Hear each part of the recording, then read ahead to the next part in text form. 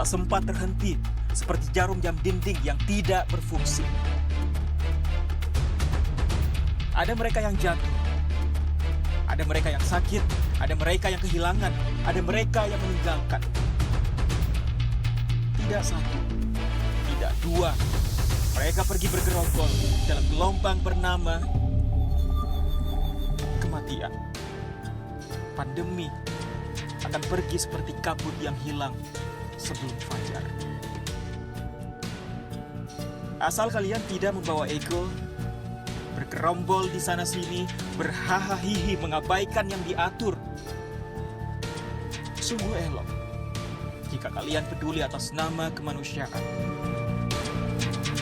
Pakai masker, harga mati. Gak pakai masker, bisa mati.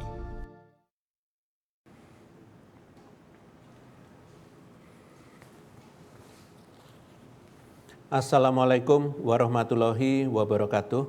Selamat sore, salam sejahtera untuk kita semuanya. Hari ini saya akan menyampaikan perkembangan penanganan COVID-19 di Indonesia. Secara umum, tren perkembangan pandemi COVID-19 di tingkat nasional cukup positif.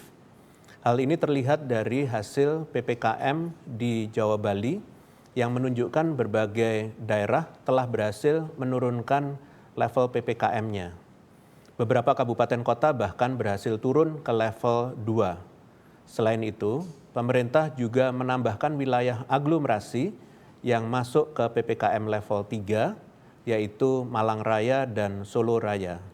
Selanjutnya, capaian positif juga terlihat dari penerapan PPKM di luar Jawa Bali, yang untuk pertama kalinya secara nasional terdapat 1 kabupaten kota yang berhasil masuk ke PPKM level 1.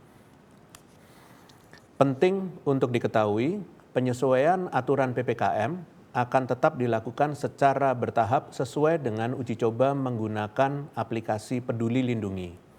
Selanjutnya, penggunaan Peduli Lindungi akan diterapkan di lebih banyak sektor aktivitas masyarakat.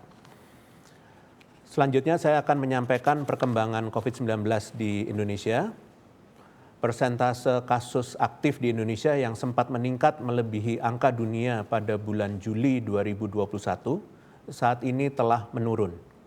Pertanggal 29 Agustus, persentase kasus aktif di Indonesia yaitu 5,34%, sudah berada di bawah dunia yang kasus aktifnya sebesar 8,56%. Jika dibandingkan dengan negara-negara dengan kasus aktif tertinggi seperti Amerika Serikat dengan kasus aktif 20,63% dan Inggris 17,72%, persentase kasus aktif di Indonesia masih lebih rendah sekitar 4 kali lipat.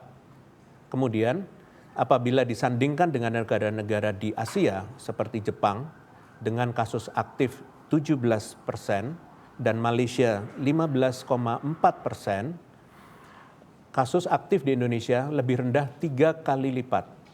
Meskipun demikian, kasus aktif di Indonesia masih lebih tinggi 4 kali lipat dibandingkan dengan India. India yang sempat mengalami peningkatan kasus yang signifikan, saat ini berhasil menekan kasus aktif hingga 1,16%. Penurunan persentase kasus aktif nasional ini merupakan perkembangan yang baik yang dicapai berkat peran aktif seluruh lapisan masyarakat.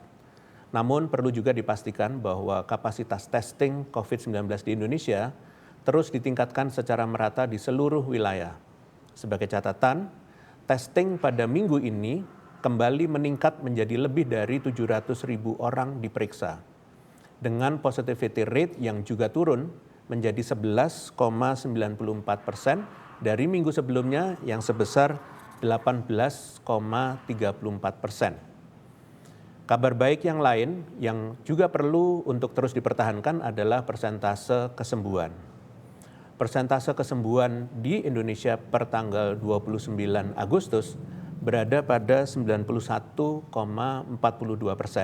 lebih tinggi dibanding dunia yang berada pada 89,36%. Sebagai informasi, angka kesembuhan Indonesia pernah mencapai yang tertinggi, yaitu 92,08% pada tanggal 3 Juni lalu. Kemudian selama lonjakan kasus bulan Juli kemarin, angka kesembuhannya sempat turun hingga 78,6%. Sayangnya, persentase kematian di Indonesia masih konsisten berada di atas persentase kematian dunia sejak Juli 2020. Pertanggal 29 Agustus, persentase kematian Indonesia berada pada 3,24%, sedangkan dunia sebesar 2,08%. Meskipun secara nasional kasus aktif dan kesembuhan Indonesia mengalami perkembangan yang cukup baik, namun kita tetap harus waspada.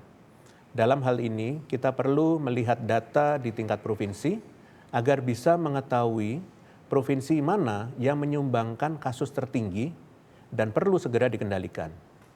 Kasus aktif masih disumbangkan oleh 10 provinsi dengan jumlah kasus aktif tertinggi, yaitu Jawa Tengah dengan kasus aktif 25.959, Jawa Barat 24.802, Sumatera Utara 22.179, Daerah Istimewa Yogyakarta 13.684,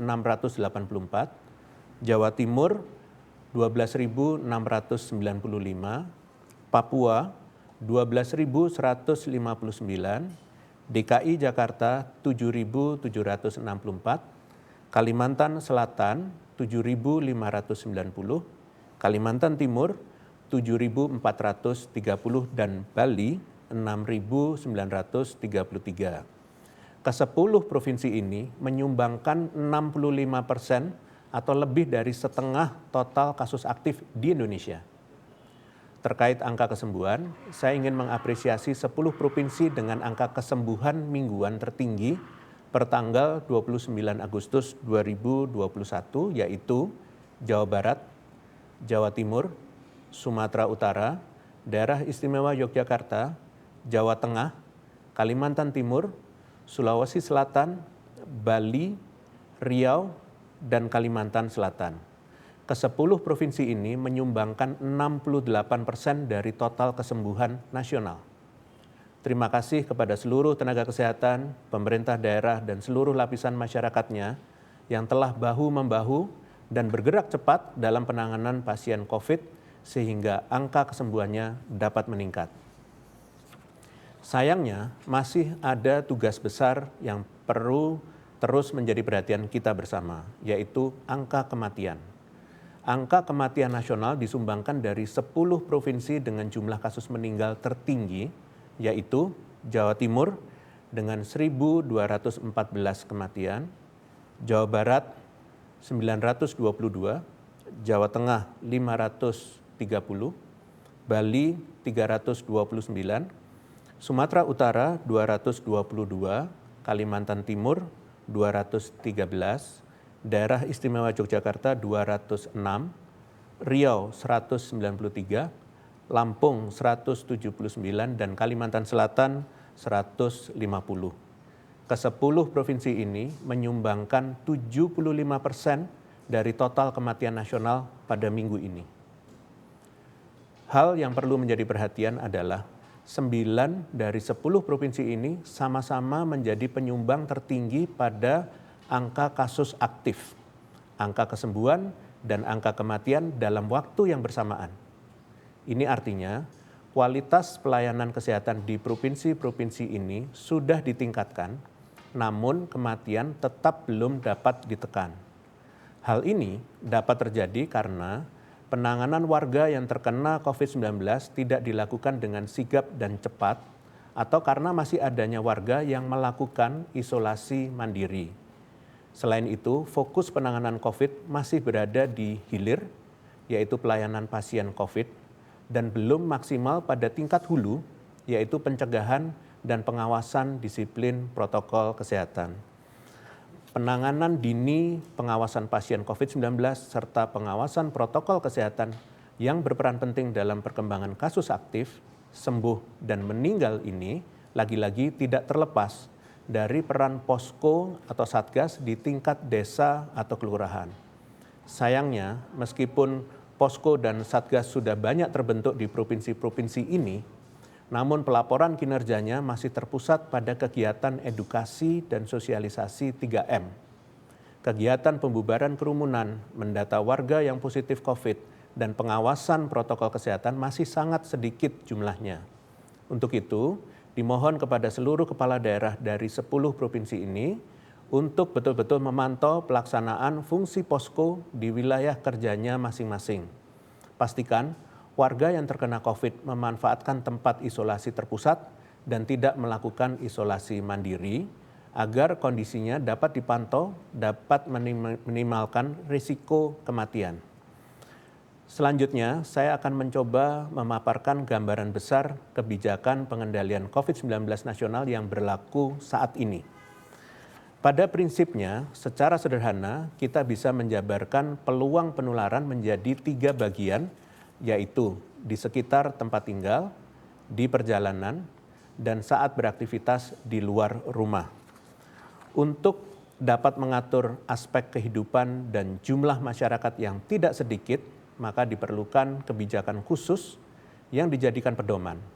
Dan dinamika pembaharuan secara berkala adalah cerminan pemerintah untuk senantiasa responsif menjalankan tugas dan mengambil keputusan.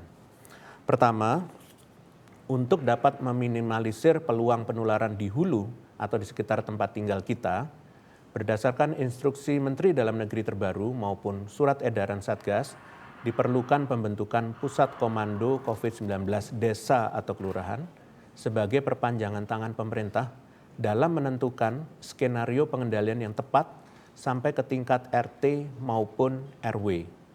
Satgas beserta posko di tingkat desa atau kelurahan memiliki 4 fungsi pengendalian COVID-19, yaitu melakukan upaya pencegahan, penanganan, pembinaan, dan pendukung yang melibatkan unsur masyarakat, pemerintahan maupun militer, mengingat permasalahan yang kompleks dan khas di tiap daerahnya.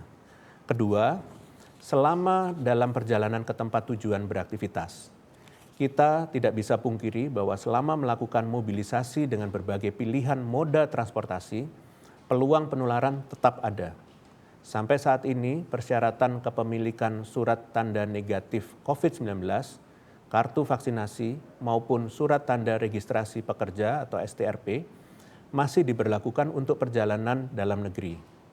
Sedangkan protokol yang harus dijalani oleh pelaku perjalanan internasional yang hendak masuk ke wilayah Indonesia ialah screening kesehatan, penunjukan dokumen wajib seperti surat tanda negatif COVID-19, dan kartu vaksinasi, karantina tes ulang RT-PCR sebanyak 2 kali, dan vaksinasi bagi mereka yang belum tervaksin.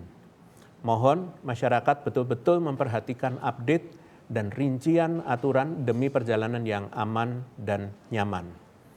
Dan yang ketiga ialah mencakup aspek aktivitas selama di luar rumah. Sebagaimana yang kita tahu bahwa kebijakan pemberlakuan pembatasan kegiatan masyarakat atau PPKM sedemikian rupa dirancang pemerintah dan mencakup lintas sektor. Bahkan dibedakan rincian aturan pengetat longgarannya sesuai dengan kondisi kasus yang ada di setiap kabupaten kota, sesuai dengan hasil leveling yang diupdate per minggunya untuk wilayah Pulau Jawa dan Bali, serta per 2 minggu untuk wilayah Sumatera, Nusa Tenggara, Kalimantan, Sulawesi, Maluku, dan Papua. Berikut beberapa update pengaturan PPKM di wilayah Jawa Bali berdasarkan instruksi Menteri Dalam Negeri nomor 38 tahun 2021 yang berlaku seminggu ke depan. Secara umum akan diberlakukan screening dengan aplikasi Peduli Lindungi mulai tanggal 7 September pada industri dengan orientasi ekspor dan penunjang serta beberapa sektor esensial. Khusus bagi industri orientasi ekspor dan domestik, dapat beroperasi 100% dengan syarat minimal memiliki 2 buah shift kerja. 50% karyawan telah divaksinasi dan memiliki IOMKI atau izin operasional dan mobilitas kegiatan industri dengan penerapan protokol kesehatan ketat. Selanjutnya, perhelatan Liga 1 akan dilaksanakan maksimal 9 pertandingan di daerah level 3 dan 2. Adapun poin tambahan secara detail per levelnya yaitu di kabupaten kota level 4, perubahan jam operasional sektor perbelanjaan kebutuhan sehari-hari seperti supermarket menjadi pukul 21.00, pasar rakyat yang menjual kebutuhan non sehari-hari menjadi pukul 17.00, operasional pedagang kaki lima sampai jam 21.00, dan uji coba protokol kesehatan di mal mulai dilakukan di Provinsi Daerah Istimewa Yogyakarta. Di kabupaten kota level 3, perubahan jam operasional sektor perbelanjaan kebutuhan sehari-hari seperti supermarket menjadi pukul 21.00, pasar rakyat yang menjual kebutuhan non sehari-hari menjadi pukul 17.00, operasional pedagang kaki lima sampai jam 21.00, operasional makan atau minum di warung Tegal, resto, dan kafe di ruang terbuka, serta mal menjadi 21.00 dengan kapasitas maksimal 50%, sedangkan restoran atau kafe di area fasilitas olahraga dapat menyelenggarakan dine-in dengan kapasitas maksimal 25% dengan durasi 30 menit. Lalu dilakukan uji coba protokol kesehatan di area tertutup di DKI Jakarta, Bandung, dan Surabaya yang daftarnya akan ditentukan oleh Kementerian Perdagangan dan Kementerian Pariwisata dan Ekonomi Kreatif. Dan terakhir, kegiatan konstruksi non-infrastruktur publik dapat beroperasi maksimal 30 orang. Sedangkan di kabupaten kota level 2, perubahan jam operasional pedagang kaki lima sampai jam 21.00, operasional makan atau minum di warung Tegal maupun restoran maupun kafe menjadi 21.00, dan penerapan screening dengan peduli lindungi bagi fasilitas umum dan kegiatan seni budaya, sosial, dan kemasyarakatan. Khusus untuk pelaksanaan pembukaan tatap muka yang sudah berlangsung sejak minggu ini, telah berdasarkan pada surat keputusan bersama 4 menteri, yaitu Menteri Pendidikan dan Kebudayaan Ristek, Menteri Agama, Menteri Kesehatan, dan Menteri Dalam Negeri yang mengizinkan pemberlakuan kegiatan pendidikan tatap muka di daerah dengan level 1 sampai dengan 3 dengan operasional yang mengacu kepada panduan pengawasan dan pembinaan penerapan protokol kesehatan di satuan pendidikan dari Kementerian Kesehatan. Pada prinsipnya, pemerintah pusat menyadari masih adanya keterbatasan fasilitas pendukung maupun cakupan vaksinasi di beberapa daerah. Namun, sesuai dengan pernyataan Mendikbud bahwa hal-hal tersebut bukan menjadi penghalang, namun perlu dijadikan bahan evaluasi dan perbaikan bagi daerah telah diizinkan melakukan PTM atau pendidikan tatap muka untuk menggiatkan 3 pilar pengendalian dengan lebih masif. Dan terakhir, walaupun saat ini data kasus COVID-19 cenderung membaik di berbagai aspek epidemiologis serta turunnya banyak level daerah, namun bukan berarti kita menjadi lengah. Malah sebaliknya, kita harus konsisten untuk bersikap hati-hati. Kita mengetahui bersama bahwa dengan modal kasus yang cukup terkendali saat ini, pemerintah telah merelaksasi pengaturan di berbagai aktivitas, khususnya di fasilitas publik, sehingga perlu disikapi dengan penerapan protokol kesehatan yang ketat.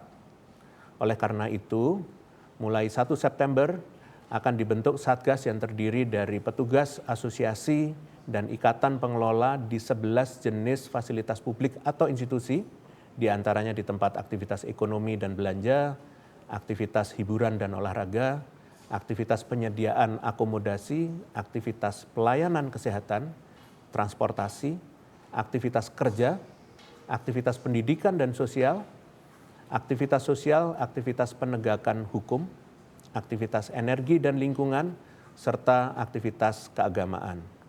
Nantinya, Satgas di fasilitas publik ini akan menjalankan 3 fungsi utama, yaitu pencegahan, pembinaan, dan pendukung. Diharapkan gambaran mengenai apa yang harus kita perhatikan dalam menjalankan aktivitas dengan menyadari kebijakan terkini yang berlaku dapat memupuk rasa tanggung jawab kita untuk andil dalam mempercepat transisi hidup berdampingan dengan COVID-19. Sebagai penutup, saya ingin menyampaikan informasi terkini terkait COVID-19. Pada hari Senin 30 Agustus 2021, pemerintah Indonesia secara resmi menerima kedatangan sebanyak 9,2 juta vaksin Sinovac dalam bentuk bahan baku. Vaksin dalam bentuk bahan baku membuat Indonesia memiliki lebih dari 217,9 juta dosis vaksin, baik dalam bentuk bulk maupun vaksin jadi. Masuknya vaksin ini merupakan komitmen pemerintah untuk terus memenuhi kebutuhan vaksin di tingkat nasional. Terakhir, saya ingin menyampaikan bahwa terkait dengan penyebaran suatu virus, termasuk di dalamnya adalah virus COVID-19, ada beberapa tingkatan penyebaran yang terjadi. Saat ini, kita masih berada dalam situasi pandemi, yaitu suatu keadaan di mana penularan virus COVID-19 dirasakan serempak di berbagai belahan dunia. Akan tetapi, seiring dengan berjalannya waktu, sebagai bagian dari masyarakat global, tentunya kita berharap pandemi ini dapat mengecil skalanya sehingga berubah menjadi endemi. Meski nantinya COVID-19 berubah statusnya menjadi endemi, bukan berarti virus ini serta-merta hilang. Endemi merupakan keadaan di mana penyebaran virus terbatas pada daerah tertentu dalam jumlah dan frekuensi yang rendah, sehingga mereka yang tertular akan mendapatkan penanganan yang maksimal. Sebagai negara dengan jumlah penduduk keempat terbesar di dunia, tentunya penanganan kasus COVID-19 di Indonesia berperan penting dalam usaha mengubah pandemi COVID-19 menjadi endemi. Sebagai bentuk kontribusi penanganan COVID-19 di lingkungan global dan perlindungan masyarakat Indonesia, maka pemerintah melakukan penguatan strategi di hulu yang berfokus pada strategi defensif dan ofensif yang terdiri dari pertama, peningkatan kedisiplinan terhadap protokol kesehatan 3M, yang kedua, akselerasi vaksinasi dalam skala besar, dan yang ketiga, peningkatan upaya 3T. Yang harus digarisbawahi adalah ketiga strategi tersebut harus dijalankan secara bersamaan karena sama pentingnya dan membutuhkan partisipasi aktif dari seluruh kelompok masyarakat. Selain ketiga strategi tersebut, kita juga harus mulai mengantisipasi lonjakan kasus yang berpotensi terjadi akibat dari beberapa kegiatan spesifik seperti perhelatan PON dan libur panjang di bulan Desember. Keberhasilan dalam melaksanakan strategi penanganan COVID-19 serta kecakapan dalam mengantisipasi lonjakan kasus di Indonesia akan sangat besar pengaruhnya untuk memastikan masyarakat dapat kembali beraktivitas secara produktif dan aman COVID. Upaya penanganan ini juga akan menjadi kontribusi kita dalam usaha menurunkan status penularan COVID-19 di dunia. Demikian konferensi pers pada hari ini. Saya lanjutkan dengan sesi tanya media. Terima kasih. Ya, selamat sore Prof. Pertanyaan pertama dari hendroberita1.com dan fitriliputan6.com. Bagaimana tanggapan Satgas COVID-19 terkait survei KPAI yang menyatakan bahwa mayoritas peserta didik sebesar 88% siap divaksin, sementara sisanya menolak vaksinasi.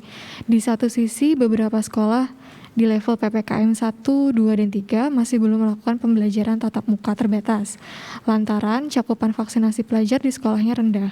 Apakah vaksinasi pelajar tersebut syarat utama untuk dipertimbangkan dalam PTM? Lalu bagaimana evaluasi pembelajaran tatap muka hari pertama kemarin?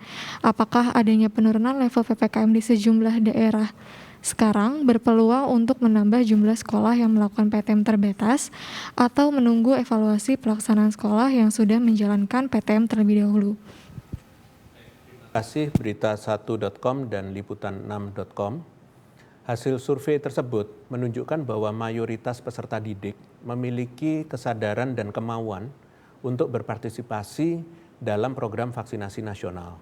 Penting untuk diketahui bahwa vaksinasi bagi peserta didik maupun tenaga pendidik ini merupakan upaya pemerintah untuk memastikan perlindungan yang maksimal dalam menjalankan kegiatan pembelajaran tatap muka. Berdasarkan data per tanggal 31 Agustus, telah sebanyak 1,9 juta tenaga pendidik dan 1,7 juta anak usia 12 sampai 17 tahun yang tergolong usia pelajar yang sudah divaksin penuh. Pemerintah memastikan bahwa vaksin yang digunakan aman, efektif, dan juga minim efek samping. Lalu terkait pembelajaran tatap muka terbatas sudah diselenggarakan di beberapa daerah di Indonesia yang sudah berada di level 1 sampai dengan 3 seperti DKI Jakarta, Jawa Tengah, dan Jawa Timur. Secara umum, penyelenggaraan PTM terbatas sudah berjalan dengan baik dan ditemukan beberapa catatan terkait protokol kesehatan yang nantinya akan terus diperbaiki baik meliputi random testing, rekapitulasi laporan kasus COVID-19, maupun cakupan vaksinasi di satuan pendidikan. Bagi daerah yang telah berhasil menurunkan level daerahnya, maka dipersilahkan untuk menyesuaikan pengaturan pembatasan kegiatan sesuai dengan instruksi Menteri Dalam Negeri yang berlaku. Penting untuk diketahui bahwa untuk memastikan PTM terbatas ini dapat berjalan dengan baik, maka dibutuhkan sinergi yang kuat antara pemerintah, pihak sekolah, dan orang tua murid. Melalui sinergi yang baik ini, maka aktivitas siswa di sekolah dapat terpantau dengan baik dan dapat mencegah potensi penularan COVID-19. Jika nanti ditemukan adanya siswa yang terinfeksi COVID-19, maka kegiatan PTM di sekolah tersebut akan dihentikan selama 3 hari. Terima kasih. Pertanyaan kedua dari Cahya Mulyana Media Indonesia, bagaimana melihat penurunan kasus COVID secara nasional? Apakah ini berkat koordinasi intensif dengan kepala daerah yang semakin baik? Terima kasih Media Indonesia.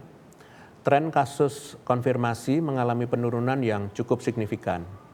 Capaian ini merupakan kontribusi dari peran seluruh pihak dalam mengendalikan pandemi COVID-19 di Indonesia. Selain itu, koordinasi yang baik antara pemerintah pusat dan pemerintah daerah juga terus terjalin sehingga kebijakan di tingkat nasional dapat dijalankan dengan baik hingga di daerah seperti rapat koordinasi rutin Forkompimda, pimpinan teknis, termasuk pula pembentukan sekretariat bersama Gerakan Solidaritas Nasional Penanganan COVID-19 sebagai wadah penguatan koordinasi pusat dan daerah dalam percepatan pengendalian pandemi beberapa waktu yang lalu.